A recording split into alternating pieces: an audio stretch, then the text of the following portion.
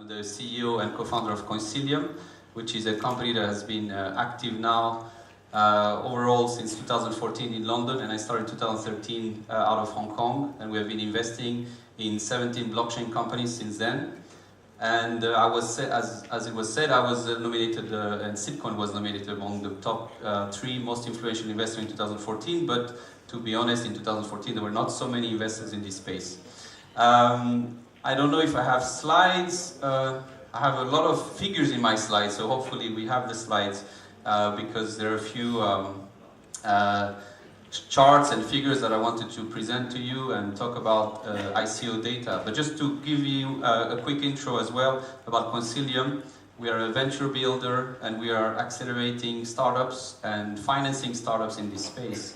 And we have been doing so now, as I was saying, since 2014, and we've been listed on Next Exchange, which is an exchange in London, recognized stock exchange in London since December 2015. So here are the slides, great.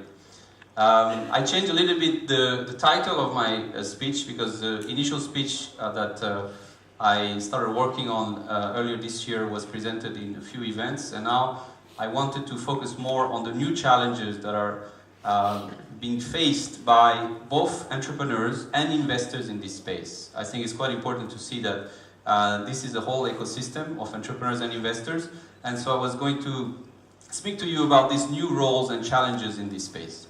So this was a quick intro about myself, but that's been done. As you can see, Coinsilium, which is also a proud sponsor of this event.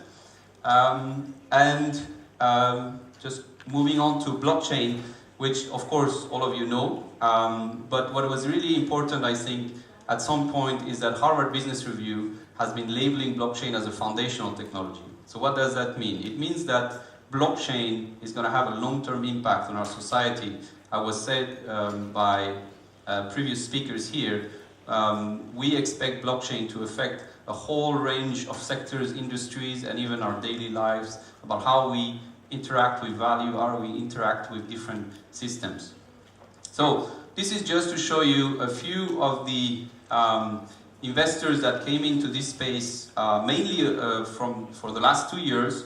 We started very early. We started in 2013, started incubating startups, and as you can see, January 2016 up to now, a lot of big names, a lot of stock exchanges, banks, financial institutions have been active in this space.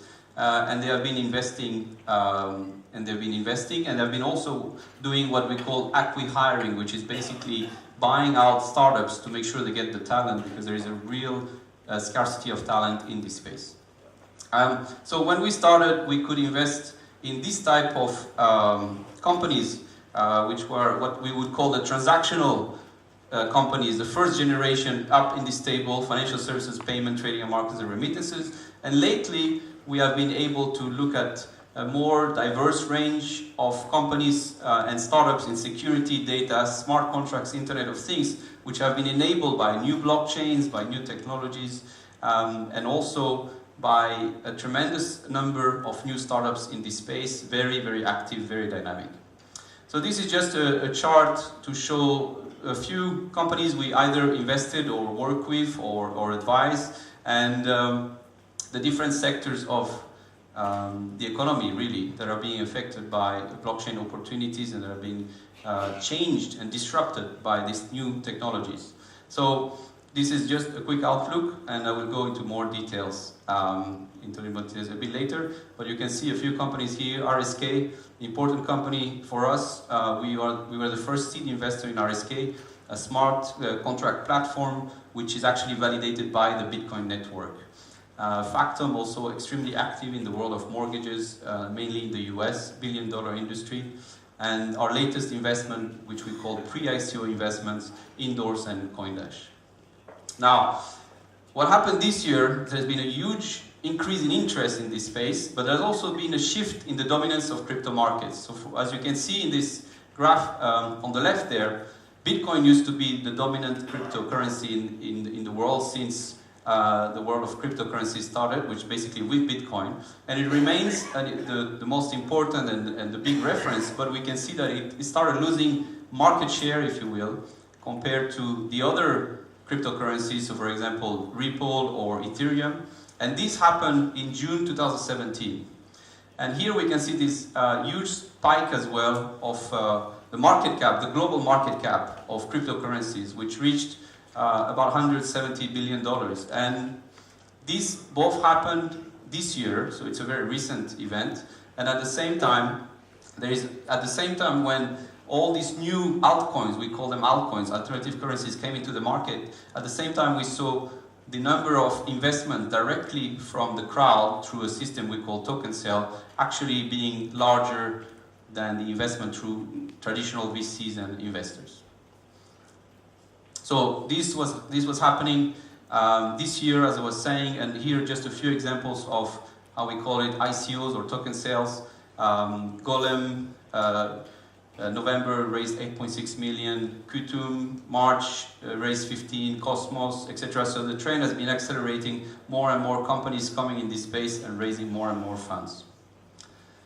Now, let's compare quickly to what happened in the 90s. So this is the 90s, and we see dot-com figures. So we had a surge of IPOs in the 90s, in the late 90s from the internet era, and then although a lot of these IPOs, about 86% went down after the March 2000 dot-com bubble crash, still we see that real value has been created, and this is to show that some companies, and here the examples are Amazon, Netflix, for example, have reached an incredible increase of the value in the share, and here is about 1000x for Amazon, for example, over, of course, a long period of time since then, but there has been real value being created. Now, this is just 135 blockchain startup with ICOs out of CB Insight. So this is just a quick map, and they have been,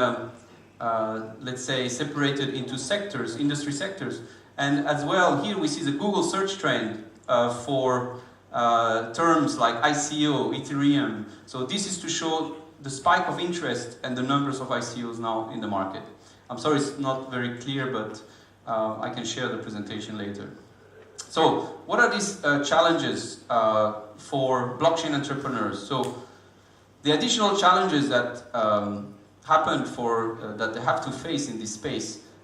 Security risks. Of course, a lot of the ICOs are focused on one event, which is a token generation event, and that puts a lot of pressure on security, more pressure from legal and tax risks. So there is more and more lawyers and tax advisors in this space. Now, of course, the new focus on the token sale can distract the team and move away a bit from product development, especially for small teams. So I think this is a new challenge for these companies. They're spending a lot of time doing ICOs, roadshows as we call it, which is of course beneficial for the token sale and for making the product and the company known, but it's more time away again from product development. And also, of course, the token price becomes a major focus and a major concern for the whole company. ICO data, again, as at the end of June, we see here the top ICOs, so more than 200 million that was for Tezos. EUS at the time, 200 million, and it's more by now, of course, this was in June. So this is just another graph to show the mass of investment and funds that have been invested in the space. So in June, the number was about more than $1.2 billion, and I think today I've read some articles about $3 billion have been raised through this system. Now, what are the challenges for investors like us and other more traditional investors? Well, of course, now there is a new focus on token value versus equity value. So it's more complex for us to assess these companies.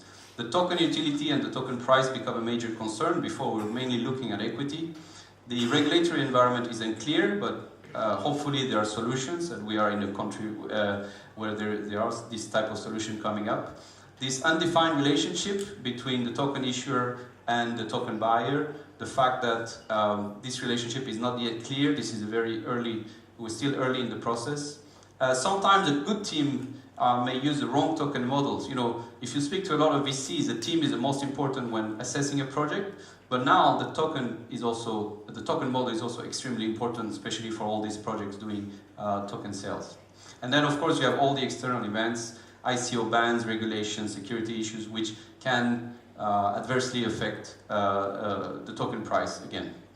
Another graph showing crowdfunding volume and showing the fact that actually token sales represent a tiny portion of crowdfunding in general, crowdfunding volume in general, and also the fact that Bitcoin starts to be meaningful at the macroeconomic level. So how are the ICO trends affecting blockchain investments? Well, first of all, it's changing this role, the role between investors and entrepreneurs. So we have become pre-sale deal hunters, we have become advisors, and we are now facilitating this process. So we're moving from assessing teams investing to assessing teams, assessing token models, reading white papers, and helping, I would say, this more engaging in a way, and helping entrepreneurs raise funds through the token sale. Investment platforms have become channels for simple agreements for future tokens, which I'm talking about AngelList and Coinlist, for example. And ICO investments today are focused more on tokens and data than the traditional way of assessing these companies. So that's the last slide. My predictions for the next 12 months. I believe that ICOs will remain extremely popular, and there will be more and more. I think investors, token buyers, and entrepreneurs, token sellers and issuers are developing a new form of relationship. There will be improvements in technology, which are going to make all this process easier and hopefully more secure. We have the first regulatory framework coming up, and in Gibraltar, that's a leader in this space. And we're going to have fun and exciting things such as the first M&A, merger and acquisition in this space. And I believe we're going to have $10 billion of new tokens sold in the next 12 months, although I may be a little bit under par here as this is growing quite fast. So my last words are that tokens are really emerging as a new asset class, and I think we should consider that this is done already. This is quite historical. There haven't been many new asset classes for a long time, so I think that's the importance of this new token-based economy. Thank you very much.